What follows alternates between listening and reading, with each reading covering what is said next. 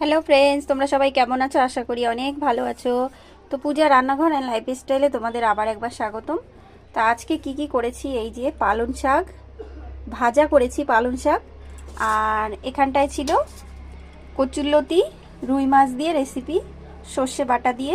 এই রেসিপিগুলো দেখতে চাইলে তুমি আমার ব্লগ ভিডিওতে দেখতে পারো যে আমি কিভাবে করেছি এই কচুরলতিটা আর পালং শাক ভাজা। আর এখানটায় ছিল আমার রুই মাছের ঝোল, রুই মাছ আর দুটো মাথা ছিল। তো সেটা দিয়ে আমি একটা কাঁচকলা আলু দিয়ে একটা রেসিপি করেছি, দেখো কত সুন্দর হয়েছে। তো আজকে আমি কি রেসিপি করেছি তোমাদের সঙ্গে একটু শেয়ার করলাম। যদি ভালো লাগে আমার রেসিপিগুলো তাহলে লাইক সাবস্ক্রাইব করে দিও। পরে আবার নতুন কিছু নিয়ে আমি আসবো। দেখো কত সুন্দর হয়েছে, গরম গরম ভাতে এই পালং শাক খেতে খুব টেস্টি। আর এখানটায় কচুরলতিটাও দারুণ গরম ভাতে, তোমরা এভাবে বাড়িতে ট্রাই করো। পরে আবার নতুন কিছু। টাটা।